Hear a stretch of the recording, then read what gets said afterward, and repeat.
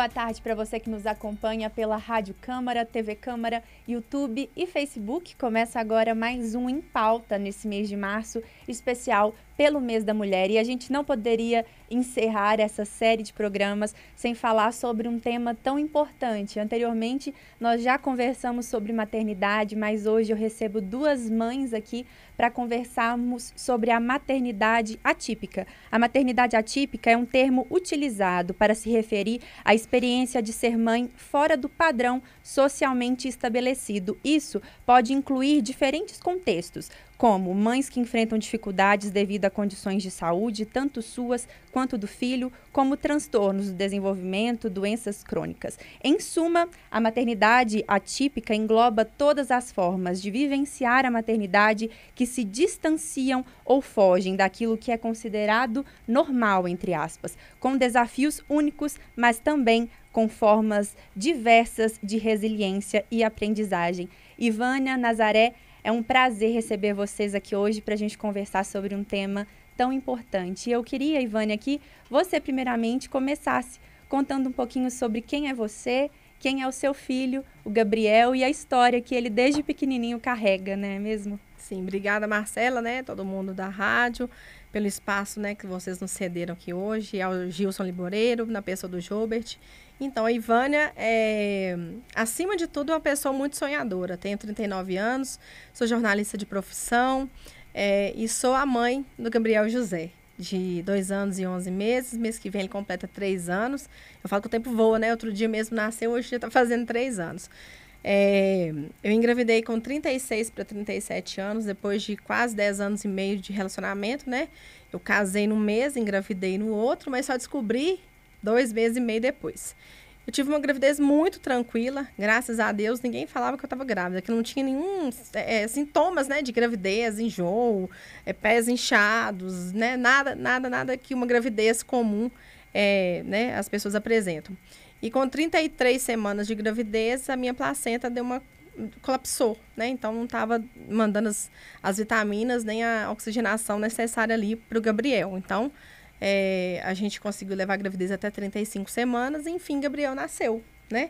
E a minha expectativa, porque com esse colapso na placenta, corria um risco muito grande do Gabriel não sobreviver. Então, a nossa luta ali era para o Gabriel ficar bem. Eu tive a diabetes gestacional, que foi o que complicou tudo. Então, quando ele nasceu, minha expectativa era o primeiro choro. Uhum. E nada de eu escutar o chorinho do Gabriel. De repente, né, eu fiquei naquela aflição. Minha mãe que deu o Gabriel chorando, ela, não, calma, que eles estão, né, mexendo com ele. Aí, de repente, escuta o chorinho. Um choro proporcional ao tamanho dele, né, que ele nasceu com 42 centímetros, 1,620 kg. Então, aí chegaram com ele perto de mim. Eu olhei para ele assim, sem óculos, aí a gente não enxerga nada, né? Aí eu falei, nossa, mãe, o olhinho dele puxadinho igual o meu. Não, que inocência. Porque, né, eu trabalhei num lugar e a pessoa falava assim, nossa, você parece japonesa, que você sorri, seu olho fecha. Eu olhei pro Gabriel, a primeira coisa que eu vi nele era o olhinho dele, puxadinho, né? Falei, nossa, meu olhinho puxadinho igual o meu. Passou um tempo, ainda na sala de cirurgia, o pediatra, né, viu o Gabriel, avaliou, aí chegou perto de mim e falou assim, olha, mãe, o Gabriel nasceu um pouco diferente. Pode ser que ele tenha síndrome de Down. Gente, eu só agradeci. Porque aquele medo, né, de não ter o Gabriel, você gerar uma criança 35 semanas, de repente ela não vir, né? Então, quando Deus me ouviu minhas orações, eu falei, obrigada. Porque, né, antes de engravidar do Gabriel, 10 anos antes de engravidar do Gabriel, eu já tinha falado com a minha mãe, que eu achava que Deus ia me mandar uma criança especial. E ela falou assim, mas por que você acha? Eu falei, eu não acho, eu sinto. Então, ele me preparou 10 anos, né? Exatamente. No meio do caminho, eu passei a seguir várias crianças com síndrome de Down. Um é o Chiquinho, que hoje ele faleceu, né? Já tem uns 2 anos que ele faleceu. Mas era uma grande referência. O Chiquinho e a mãe dele, que é a Dani Bombini, que eu sigo nas redes sociais. Tem a Mariana Educada. Então, eu fui começar a entender por que essas pessoas apareciam para mim nas minhas redes sociais e que eu gostava de ver essas histórias. Né, mal eu sabia que Deus estava me preparando, né, me amadurecendo meu marido, para que a gente recebesse uma criança tão especial quanto essas, né? E eu falo que o Gabriel, ele é literalmente especial, porque eu nunca vi um menino diferenciado, cheio de personalidade, muito alegre, muito divertido. Então, assim, é a luz na minha vida, né? Eu falo que tem Ivânia antes de Gabriel e Ivânia depois de Gabriel. Aí a Ivânia depois de Gabriel é uma outra pessoa, assim, que eu falo que a gente renasce das cinzas, né? Não digo que eu tive um luto, porque eu não tive um luto que grande parte das mulheres, das mães tem. Dizem ter, né? Dizem ter quando recebe um diagnóstico. Tanto as que ficam sabendo antes, né? Na ultrassom que faz, ou quando a criança nasce. Então, eu só agradeci a Deus o tempo todo. E o Gabriel, a coisa mais engraçada do mundo, eu pedi muito Deus e Nossa Senhora, né? Que eu sou católica, então eu pedia muito Deus e Nossa Senhora. Gabriel não pode ver imagem de Nossa Senhora, que faz o nome do Pai. Que gracinha. Então, assim, você não precisa nem falar com ele, que ele já faz. Você veste uma blusa, tem uma Nossa Senhora, ele já faz em nome do Pai. Jesus pra lá, Jesus pra cá. Então, você vê como que foi esse processo todo para esse menino chegar até essa família, até essa mãe, né? Então, eu só agradeço a Deus todos os dias, né? E por ter me mandado um menino tão maravilhoso igual o Gabriel. E no decorrer do programa a gente vai contar sobre toda essa história, toda essa trajetória que você carrega. Mas, Nazaré, eu queria que você falasse também um pouquinho sobre você. Quem é a Nazaré, mãe do Marcos Vinícius? Quem é o Marcos Vinícius, de 8 anos? Boa tarde a todos, né? Gostaria de agradecer pela oportunidade, primeiramente. E Nazaré hoje é uma mãe de 3. O Marcos Vinícius foi minha 3ª gestação. Eu tive ele com 33 anos. Só que até então, durante a gestação, eu achei que a gente sempre espera que seja uma coisa tranquila, mas ali no meio da gestação acabou que eu tive dengue, né? Aí meu coração já ficou, nossa, e foi justamente na época que estava tendo, né? Isso. Foi justamente na época que estava tendo muita microcefalia, estava tendo muito noticiário com relação a zika, chikungunya e tudo. Então eu fiquei bem apreensiva com relação à microcefalia. Bem, como se diz, assustada, né? Da possibilidade de eu chegar até o Marcos com microcefalia. Aí até então eu fui levando a gestação, né? Na medida do possível a gente foi remediando algumas coisas e tudo. E o Marcos, ele é uma criança incrível. Eu acho que Deus não dá nada para você sem que seja para você. O que é para você, vem para você.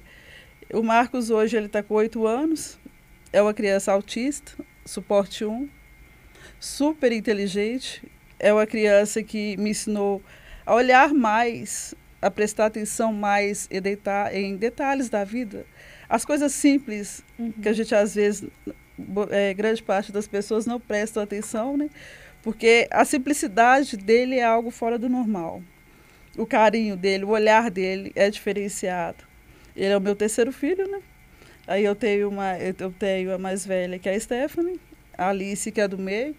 Eu acho que veio certinho, porque automaticamente a diferença de idade da Alice com ele são 4 anos. Então, automaticamente, a Alice acabou me auxiliando diretamente a conduzir ali todos os passinhos do Marcos desde pequeno. E você compartilhou que a sua experiência com as suas outras 2 filhas foi o que te deu indícios ali de que o desenvolvimento do Marcos não estava seguindo aquela régua, né? Era diferente. São detalhes que ali aos poucos a gente foi olhando, sabe? E foi o meu estalar de dedos ali no caso, foi quando a minha vizinha virou para mim e falou comigo: eu não entendi o que seu filho fala. Aí eu parei para pensar, meu Deus, ela não entendeu o que meu filho fala. Aí foi no momento que eu parei para poder dar meu Deus, o que está acontecendo? E está correndo atrás, sabe? De mais informação, de procurando o pessoal mais especializado para poder estar fazendo acompanhamento. Mas meu filho é um menino incrível, incrível. Como que foi no momento da descoberta, né, do diagnóstico?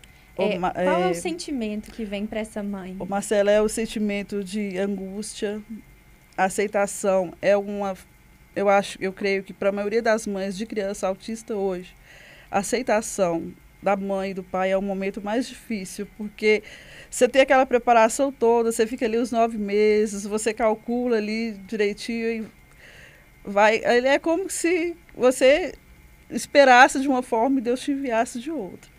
Mas eu agradeço muito, sabe, por ter Marcos hoje na minha vida, porque a minha visão de vida depois dos meus 33 anos mudou totalmente. O meu olhar é outro.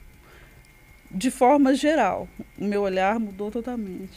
E, Vânia, eu queria que vocês 2 falassem um pouquinho, né? Você falou o relato, né? De o que a sua vizinha te passou, que deu um start, né, de procurar ajuda. E hoje em dia, eu acho que um dos motivos principais da gente estar tendo essa conversa aqui hoje é sobre como a sociedade recebe essas crianças, né? As pessoas precisam conhecer mais sobre o tema, sobre que somos todos diferentes uns dos outros. E como que é para você, Ivânia, o apoio da família, dos amigos, né? Como você falou do outro lado, que você já esteve. Sim. E hoje em dia, né? Vocês duas com os seus filhos crescendo. Mas como que é esse processo para vocês? Sim, eu acho que o primeiro passo, né? Quando você tem uma criança atípica, é você aceitar. Porque quando você aceita, a caminhada da criança fica mais tranquila, né? Então, quando você não aceita, você dificulta o desenvolvimento da criança. Então, eu acho muito que o Gabriel, ele veio, né? Dentro de uma sociedade pequena, que é a Cachoeira da Prata, que é onde a gente reside, né? Onde eu mais fico, é desmistificar muito esse preconceito de que é uma criança que ela não vai crescer, que é super carinhosa, que vai ser uma criança eterna e que não vai desenvolver, né? Eu acho que quando você aceita, acho que o primeiro passo é você buscar aquilo que vai permitir que a criança desenvolva como outra qualquer. Ela vai ter um atraso, que é comum, né, da deficiência intelectual. Toda criança com síndrome de Down tem deficiência intelectual, né? Umas têm um grau mais alto ou um grau mais baixo, né? Difere muito de uma criança para outra. Assim como nós, somos semelhantes, mas não somos iguais. Assim são as crianças, as pessoas com síndrome de Down. Tem uma mesma condição genética, né? Mas uma difere com a outra porque vem, né, as características do pai, da mãe, de toda a família. Então, acho que o primeiro passo é a aceitação, é você ver quais os caminhos que você precisa fazer com que aquela criança desenvolva, né? O Gabriel, desde 3 para 4 meses, faz fisioterapia. Né? Então, é buscar os caminhos com que faça que a criança ela se desenvolva, sabe? E mostrar para as pessoas, para a sociedade, que o seu empenho, né, de fazer com que a criança desenvolva é o que vai fazer que ela, de fato, desenvolva. Né? Então, se eu ficar assim, nossa, só me engano, ai, meu filho tem síndrome de Down, tadinho. Não, tadinho não. Ele é uma pessoa comum que tem uma condição diferente e com estímulo ideal, né? O estímulo que os pais, né, que a família faça com ele o tempo todo ali, o que vai fazer com que ele se desenvolva. Então, se você olha o Gabriel hoje, as diferenças dele com a criança, né, típica, não são tão gigantes assim, né? Ele tem um atraso de fala, agora que ele está começando a falar mais as palavrinhas, mas eu falo que a gente trabalha com o Gabriel 24 horas, enquanto ele está acordado, ele está trabalhando brincando, né? É as palavras que a gente fala, é os estímulos brincando, sabe? Muitas pessoas nem entendem quando você leva numa terapeuta ocupacional, por exemplo, e ela faz uma atividade brincando. Às vezes tem gente que tem a cabeça tão fechada que pensa, nossa, tá brincando com a criança, mas não é. É uma brincadeira, né, que tem um motivo com que a pessoa vai aprender a fazer aquilo de maneira correta. E que se não tiver aquele estímulo, talvez ela não vai aprender. Então, eu acho que a aceitação é os estímulos necessários e mostrar para a sociedade que quanto mais você estimula, mais você vai sugar daquele ser humano ali, que ele vai ser uma pessoa normal, né? Vai ter uma vida normal, vai ter autonomia e vai poder ser e fazer o que quiser na vida. E quais são os recursos, né, que vocês, como mães, procuraram e ainda procuram, né, no tratamento e na vida diária dos filhos de vocês, né?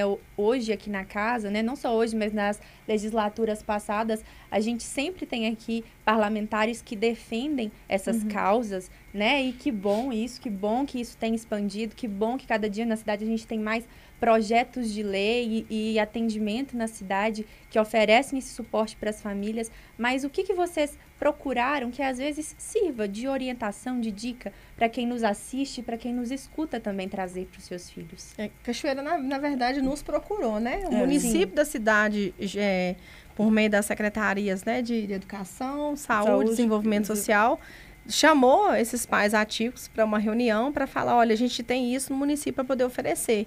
Que eram os médicos que não tinham, né? Neuropediatra, terapeuta ocupacional. Fono. Fono, a gente já teve. Mas o município mesmo, a prefeitura nos convocou para falar o que o município, né, ia proporcionar para os nossos filhos. A partir desse grupo, né? Que foi lá em 2022, né? Foi em 2022. A gente abriu o grupo de mães, né? Aí, por meio dessa chamada da prefeitura, a gente foi conversando. Daí, por isso que tá eu e Nazaré aqui. Porque, tipo assim, aí veio uma mãe que é mais pra frente, com outra mãe que é mais pra frente. Apesar dela ser tímida, ela também me volta pra frente. Então, é como se fosse, assim, uma ajudando a outra. Exatamente. A gente ficou nessa, né? Então, assim, o município chamou e a gente continuou fazendo esse trabalho em grupo, né? Hoje a gente até está querendo transformar esse trabalho que lá o município chamou a gente lá atrás para virar um projeto, né? A gente já está trabalhando um nome para o projeto, o que o projeto quer fazer, para trazer mais esses pais, sabe?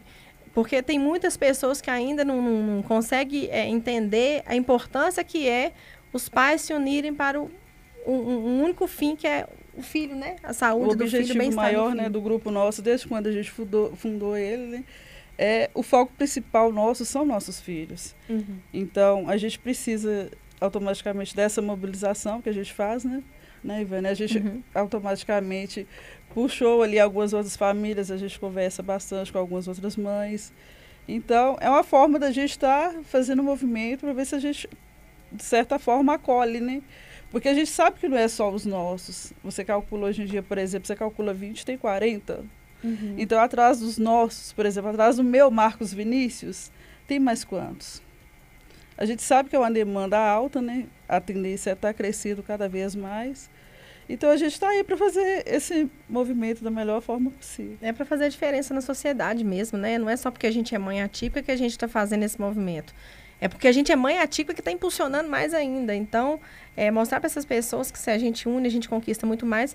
E nesse trabalho, o município já criou várias leis que resguardam os nossos filhos, né? Então, antes Cachoeira não via essa questão dos atípicos de uma maneira tão, assim, né, focada. Então, eu digo essa administração porque é esse prefeito que está lá, que fez esse movimento, que está abrindo essa oportunidade, que está correndo atrás para nós e por nós, para que os nossos filhos sejam vistos e para nós que também que cuidamos, também sejamos vistas e também sejamos cuidadas. E esse grupo que vocês, né, estão mobilizando é para mães apenas de Cachoeira ou outras que estão nos ouvindo aí daqui de Sete Lagoas podem participar? Como que é isso? A ideia, a princípio, antes era só as mães ali de Cachoeira mesmo, né? Os pais e as mães de Cachoeira. A gente tá no objetivo de estender um pouco mais. Aquele pai que quer entrar no grupo, né? Ou a mãe que quer entrar no grupo para saber, olha, o que você faz assim com seu filho quando ele tá dessa forma, né? Olha, eu acho que esse medicamento não é bom dar para essa criança com síndrome de Down, não. Ó, meu filho com autismo, ele tá tomando esse medicamento. O seu toma, como que ele, sabe? Na verdade, é mais de orientar mesmo. Eu faço parte de outros grupos, Nazaré também faz. Então, a ideia mais é fazer as orientações e, por meio das pessoas que estão mais ali em Cachoeira, buscar mais recursos para Cachoeira, mas acolher essas pessoas que estão na região. Igual Fortuna de Minas não tem Inhaúma não tem. Inhaúma também não tem esse apoio que a gente tem, assim, do município mesmo, sabe? A gente sabe que tem muito ainda que ser feito, mas estão empenhando muito para os nossos filhos, principalmente. Muito importante. E um passo, né, eu acho que a gente dá, são as datas comemorativas, né? No dia 21 de março, a gente celebrou o Dia Mundial da Síndrome de Down e agora em abril a gente entra no Abril Azul, que é o mês de conscientização do autismo. Qual a importância, né, vocês veem em datas como essas de conscientização? A gente, o que eu falo, Marcelo, eu acho que é importantíssimo a gente ter esse espaço para dar mais visibilidade sobre o assunto. Porque, infelizmente, a sociedade ela não está preparada. Eu não acho que a sociedade esteja totalmente preparada para uma criança autista. E a gente tem isso. E se você for olhar a B, a gente tem o suporte 1, 2 e o 3. Então, precisa dessa visibilidade maior, a gente precisa de campanhas maiores, sabe?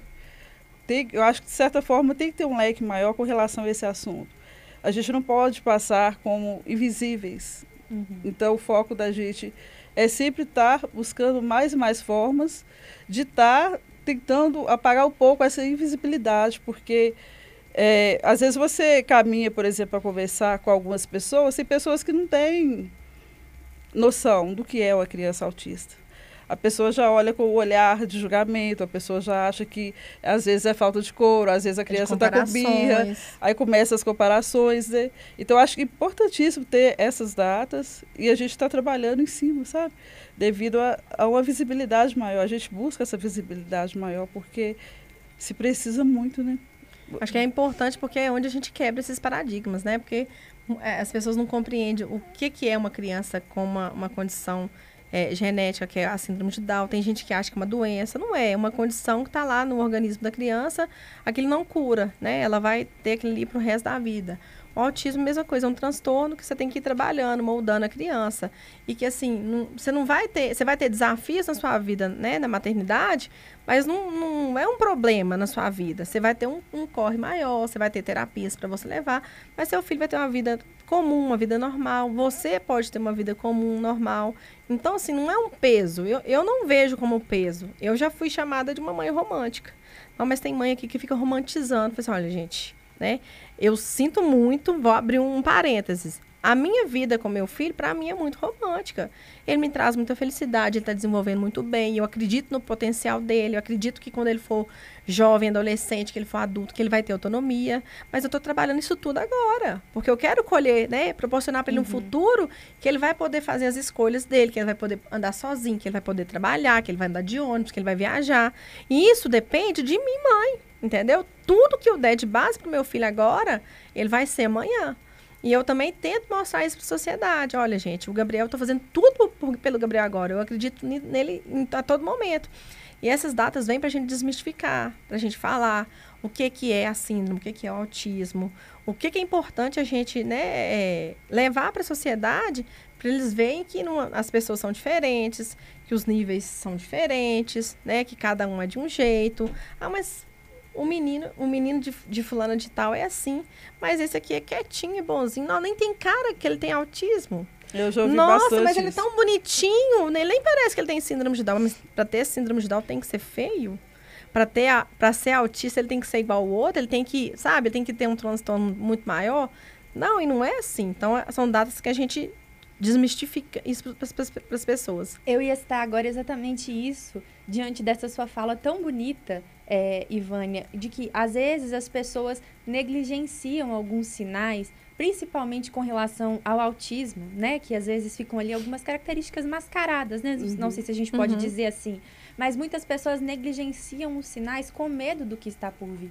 Mas é uma jornada, sim, como você falou, com muitos desafios, mas acima de tudo, com muito amor, né? O que vocês falam aqui nos mostra muito isso e a nossa intenção aqui com essa entrevista e com tudo que a gente traz aqui na Rádio Câmara é propor informação, propor conscientização para as pessoas, mas que a história de vocês despertem outras também e motivem outras. O nosso tempo aqui, infelizmente, é muito curto. A gente vai querer que vocês voltem aqui mais vezes, com certeza, para falar mais sobre essa história. Mas para a gente encerrar, eu queria que vocês falassem quais foram as lições mais importantes que vocês aprenderam como mãe de crianças com necessidades especiais. Vou agradecer mais uma vez. Antes de eu falar minha resposta, eu queria convidar todo mundo para ir ver a exposição juntos lá no shopping em Sete Lagoas. Tá linda, maravilhosa. Né, que é uma realização da IPELDAL, que é uma associação também aqui maravilhosa, que atende as crianças com síndrome de Down da região inteira. Eu vou utilizar da fala da Zaré.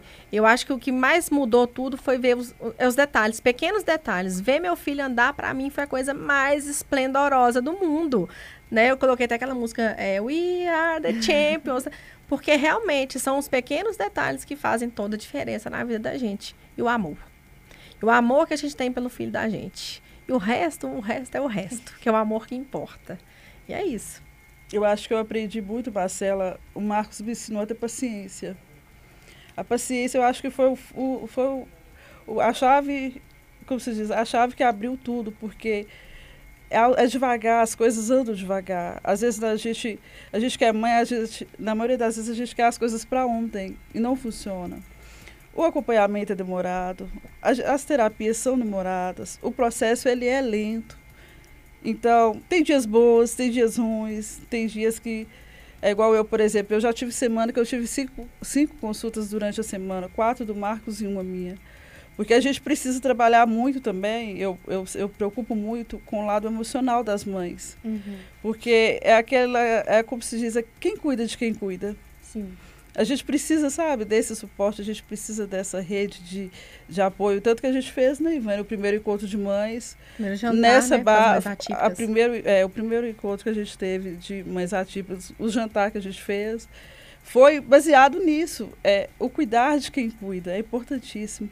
Porque para você cuidar de uma criança hoje, você tem que estar bem, você tem que estar tranquila, você tem que estar em paz. Então, eu acho que é fundamental o cuidar de quem cuida. Faz toda a diferença.